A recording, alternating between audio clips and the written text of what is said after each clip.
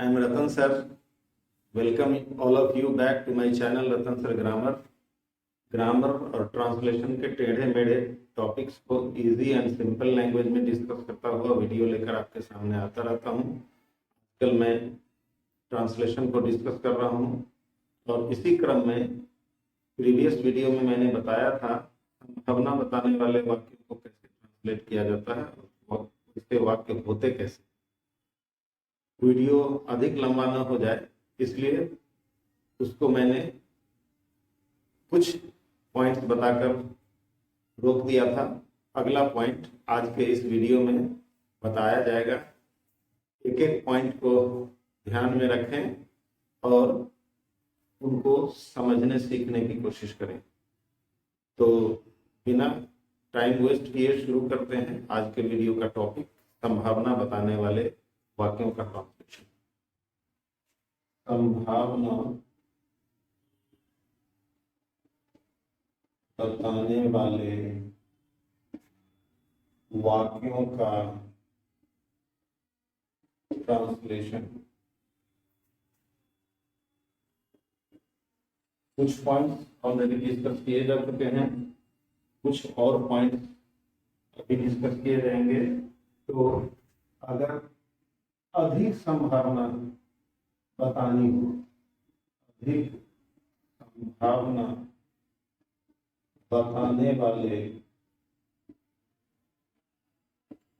वाक्यों की बनावट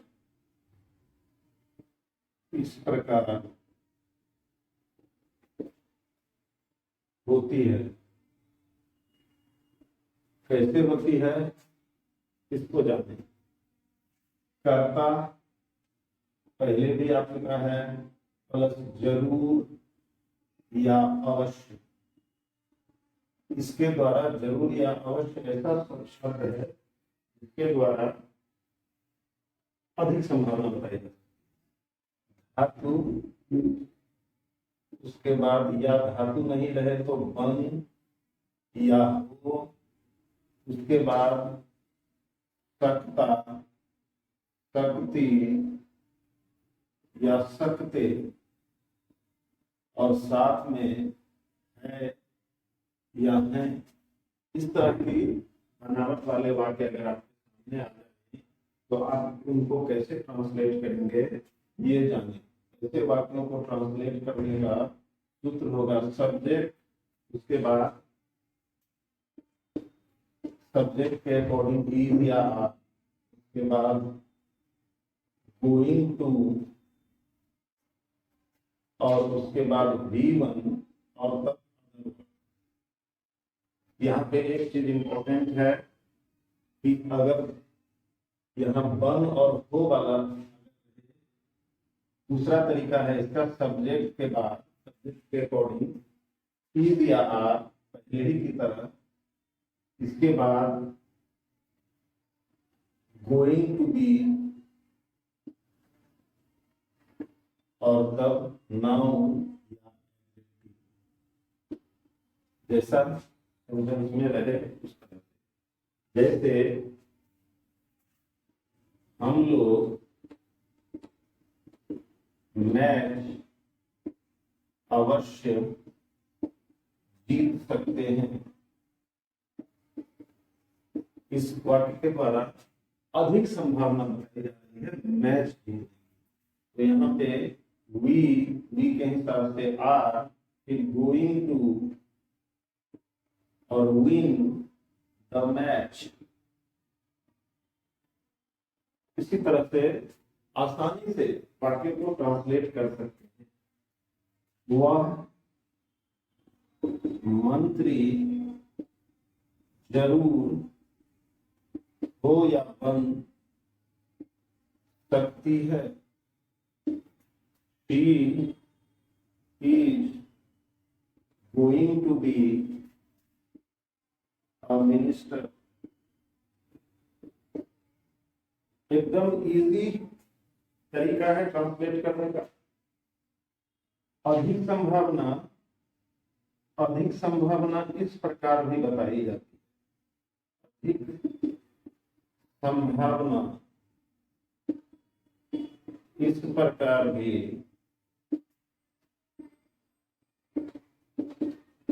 बताई जाती है। देख लें कैसे और तरीकों से बताई जाती है।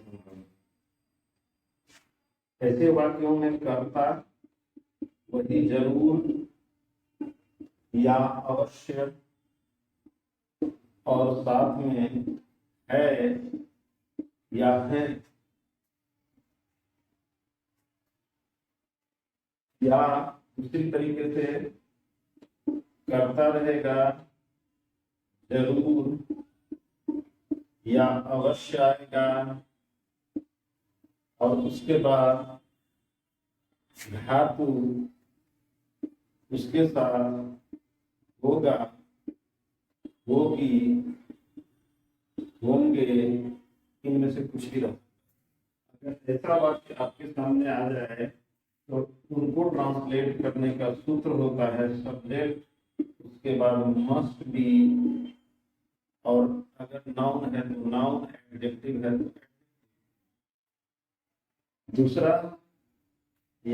दूसरा तरीका किसी को अगर हो तो सब्जेक्ट दिया जाएगा मस्ट हैव, हर एक तरह के सब्जेक्ट के हिसाब से मस्ट हैव ही होगा, और उस हैव है तो भी आएगा, उसके बाद अदर वर्ड्स। इस तरह के वाक्य को और एक तरीका है जिसके द्वारा भी ट्रांसलेट किया जा सकता है 10 to 1, 10 to 1 that। उसके बाद जो क्लाउज आएगा वो सिंपल फ्यूचर में रहेगा। 10 to 1 that के बाद सिंपल फ्यूचर वाला क्लाउज रखा जाएगा। इस तरह से इन तीनों तरीकों से हम ट्रांसलेट कर सकते हैं। इन तीनों के एग्जांपल्स को देख लें, you will be able to understand the point. Point को मैं बताता रहा हूं, एक एक पॉइंट को समझने के लिए उनके हिसाब से एग्जांपल्स दिए जाते हैं, और एग्जांपल को समझ लेना ही पॉइंट को समझना। पॉइंट्स को समझें, ट्रांसलेशन आसान लगेगा। पॉइंट ना समझेंगे आसान नहीं लगेगा ट्रांसलेशन आपके लिए। यही की तरफ एग्जाम्पल देखें। एग्जाम्पल है कि वह चोर अवश्य होगा, यहाँ अधिक संभावना है। वह चोर अवश्य होगा, या इसके वह चोर अवश्य होगा के बदले, इस होगा के बदले दिया जा सकता है। तो he must be a thief, he must be a thief। उसने ट्रेन पकड़ ली होगी, तो बनाया जाएगा he अथवा she must have caught the train, caught the train। और एग्जाम्पल, वह फेल जरूर, वह फेल जरूर हो जाएगा, मतलब उसके फेल होने की अधिक संभावना है।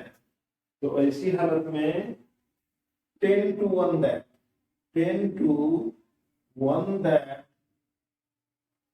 he will fail। तीनों एग्जाम्पल को गौर से देखें। 10 to 1 that से ये सब भी बन सकता है, जैसे वह चोर अवश्य होगा तो 10 to 1 that he will be a thief, उसने ट्रेन पकड़ ली होगी 10 to 1 that he will have caught the train, ऐसे करके भी बन सकता है। अब आगे संभावना का अभाव, संभावना का अभाव मतलब संभावना नहीं रहे तो इस तरह बताया जाता है। कैसे बताते हैं संभावना का अभाव, वह देख लें। संभावना का अभाव जब ट्रांसलेशन बनाना हो, जैसे इसी में संभावना का अभाव दिखाना हो, सब्जेक्ट दिया जाएगा कांट, उसके बाद V1 दिया जाएगा और अदर वर्ड दे दिया जाएगा, अदर वर्ड नहीं भी रह सकता। दूसरा तरीका सब्जेक्ट प्लस कांट भी, उसके बाद नाउन या एडजेक्टिव, ये दो तरीके हुए। तीसरा तरीका होता है सब्जेक्ट कांट हैव, उसके बाद हैव आ रहा है तो V3 भी दिया जाएगा और अगर अदर वर्ड रहेगा तो भी दिया जाएगा। एग्जाम्पल देखिए समझ में आएगा। वह ठग जरूर नहीं होगा, तो उसके ठग होने की संभावना नहीं है, संभावना का अभाव है।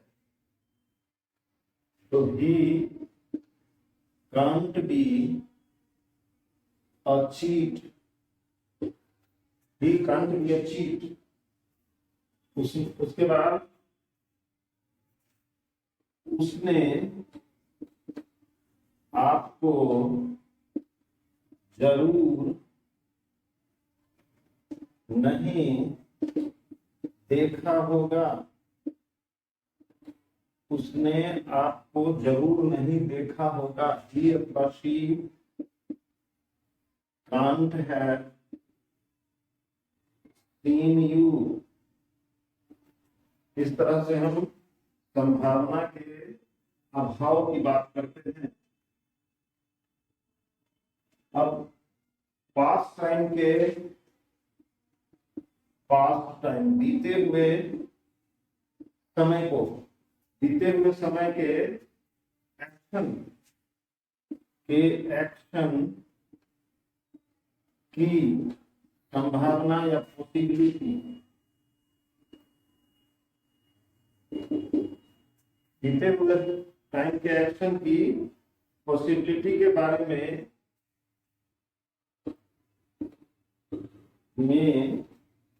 इस प्रकार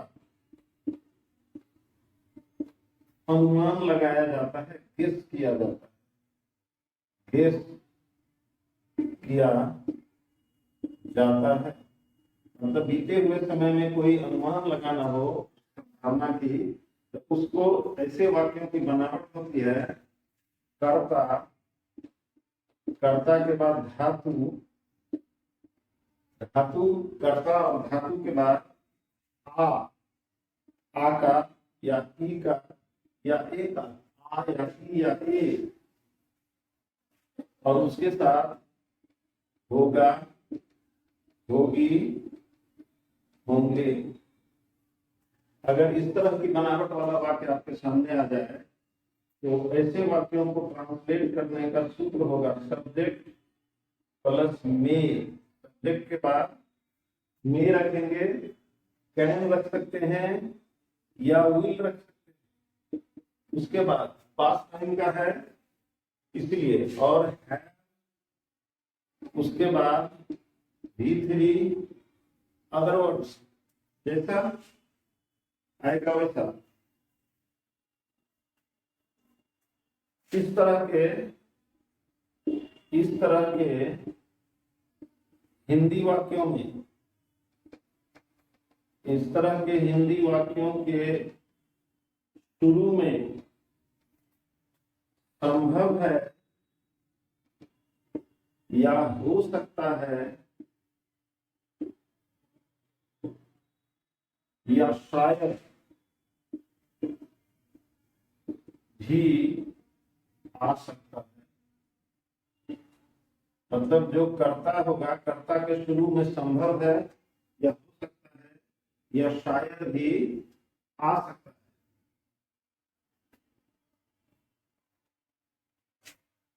ऐसे वाक्यों, ऐसे में इनकी, इनकी मतलब संभव है, शायद अथवा हो सकता है कि अंग्रेजी, अंग्रेजी इंग्लिश सेंटेंस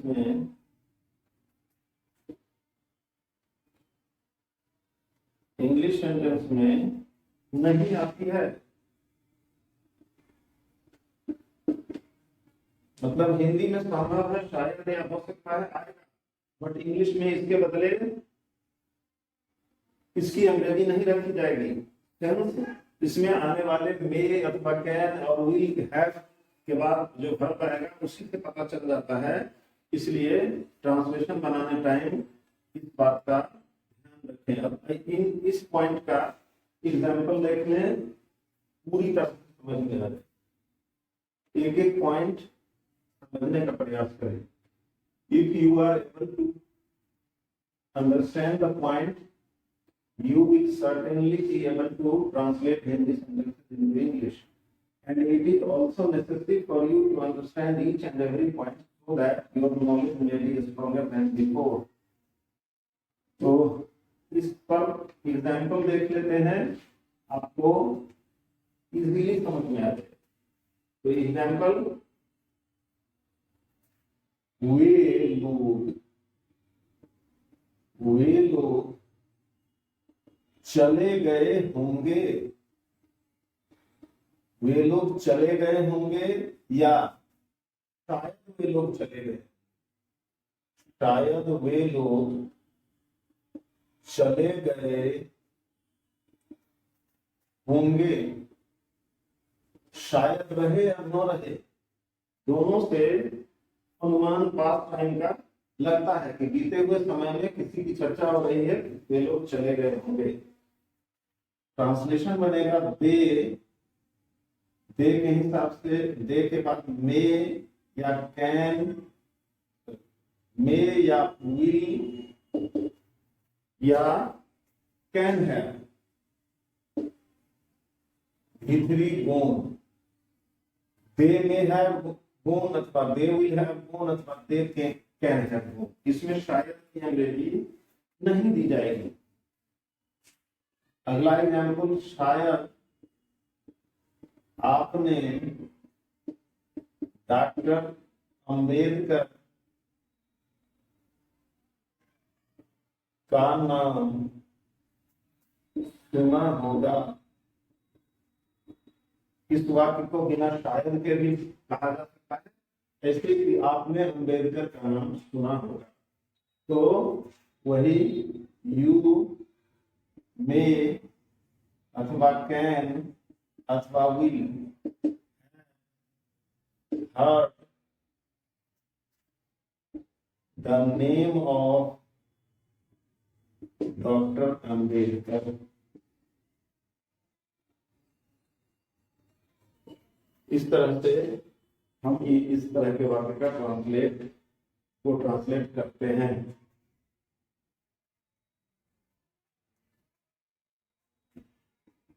पास्ट टाइम में पूरी नहीं होने वाली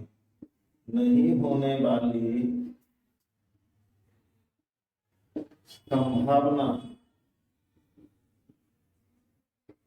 को इस प्रकार बताया जाता है।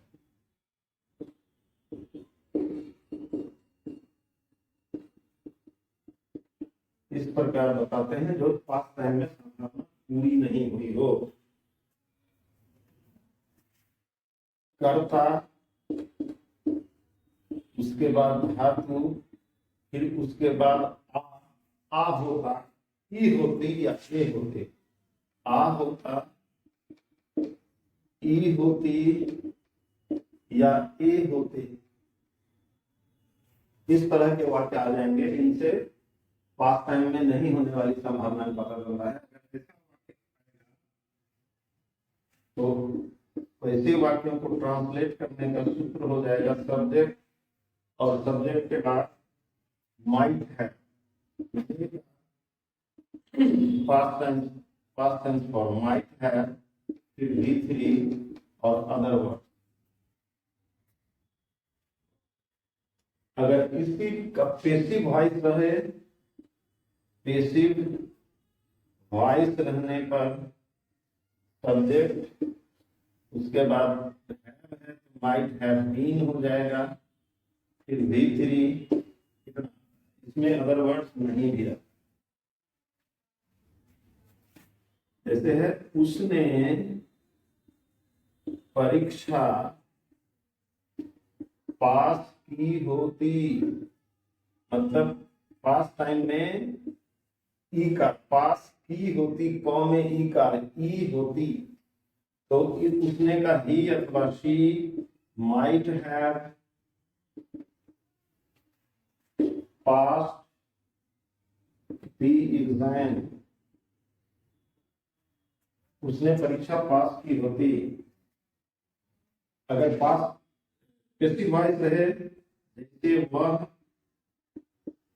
बुलाया गया होता, मतलब किसी के द्वारा बुलाया गया होता, ये पैसिव वॉइस होता। He might have been called अथवा sent for। तो ये देखा आपने। अगला पॉइंट, वीडियो थोड़ा लंबा होगा, बट पूरी बात बताने के लिए एक एक पॉइंट को डिस्कस करना जरूरी है, चाहे वीडियो लंबा क्यों हो। अगला है कि उम्र या संबंध, एज या रिलेशनशिप बताने वाले वाक्यों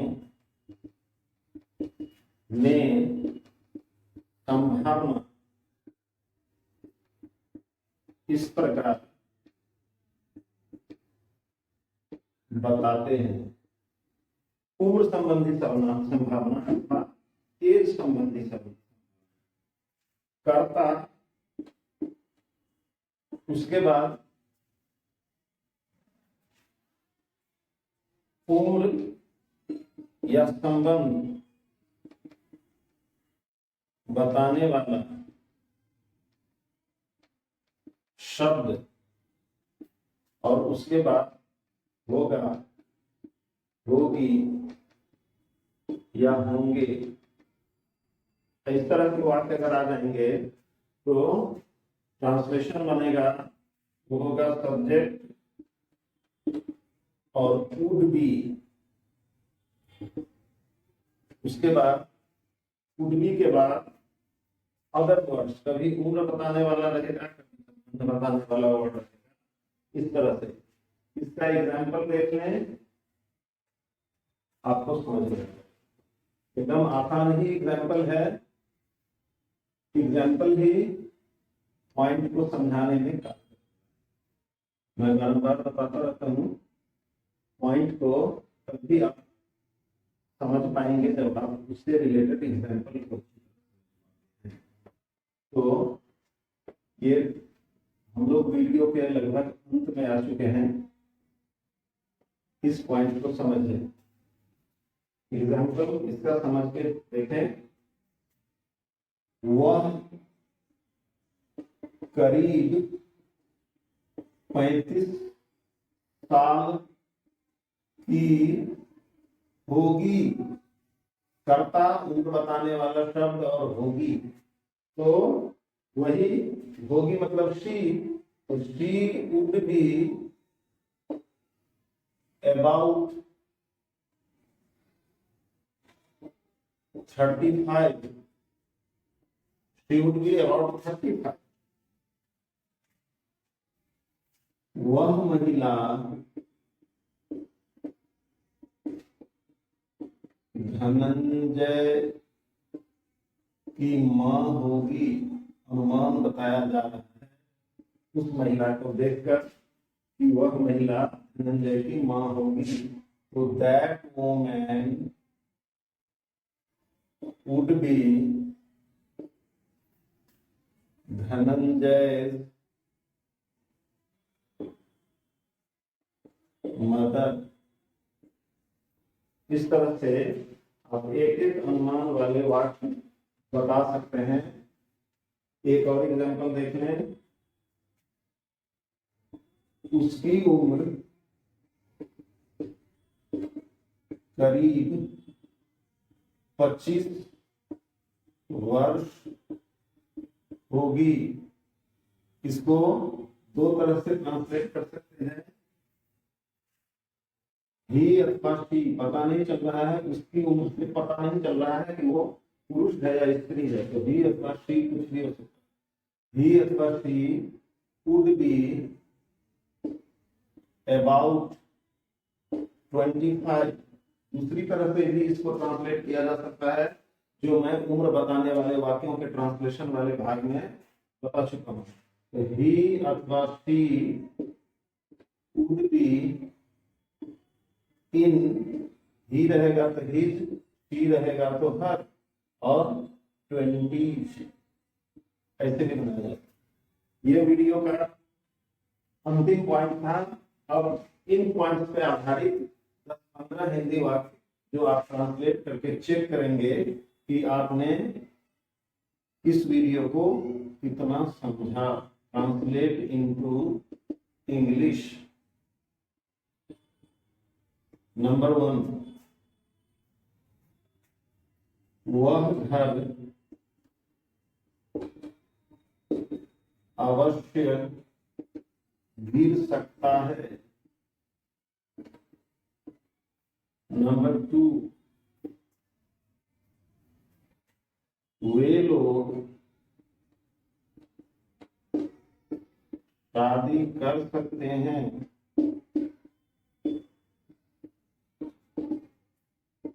नंबर 3, मैंने ट्रेन में अपना बैग जरूर छोड़ दिया होगा।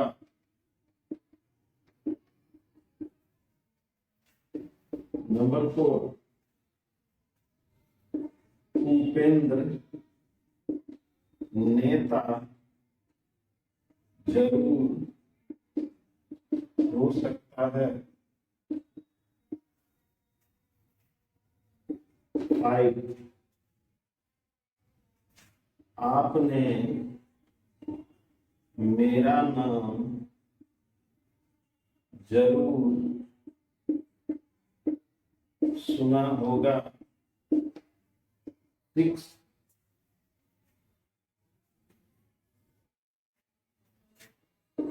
सबने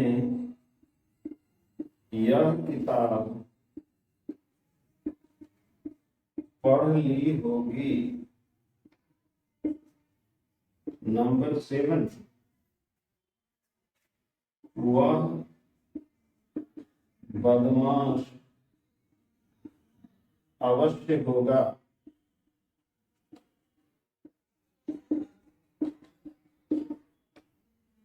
नंबर 8,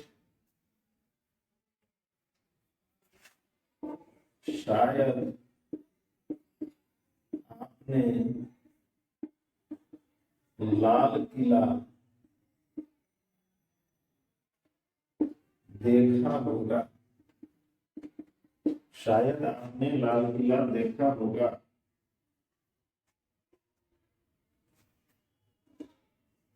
शायद वह कहीं नहीं गया होगा। नंबर 10, उसने मेरी किताब ले ली होगी। 11, वह ठगा गया होता। वह ठगा गया होता। नंबर 12,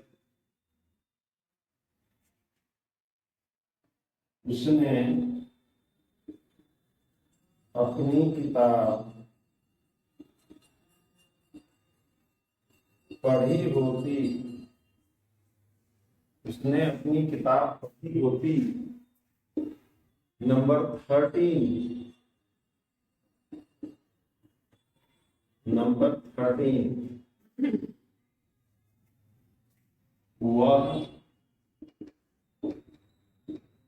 दंडित किया गया होता, वह दंडित किया गया होता। 14, वह बुढ़िया मदन की दादी होगी। 15, उसकी उम्र करीब 65 वर्ष होगी। And last 16, last sentence of this exercise, सैनिक मारे गए होते। ये 16 हिंदी वाक्य आपको यह जानने में मदद करेगा कि आपने कितना इस वीडियो के पॉइंट्स को समझा है। तो एक एक वाक्य को ट्रांसलेट करें और check yourself whether you have understood the points discussed in this video. Video को लाइक और शेयर करते रहें, चैनल को सब्सक्राइब करके रख लें। आपको ट्रांसलेशन का कंप्लीट नॉलेज हमारी टीम देने वाली है। हम एक एक बात रिसर्च करते हैं आसान से आसान भाषा में आप तक लाने के लिए। तो हमें I have to labour allot.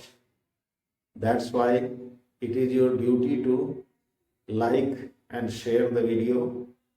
You must share the video because this is your social responsibility to make others know whatever you have known. तो आज भी इस वीडियो का होता है अंत। मिलते हैं अगले वीडियो में इससे भी अधिक बम्पर इंफॉर्मेशन के साथ। तो तब तक अपना ख्याल रखें। आपका दिन शुभ हो। धन्यवाद।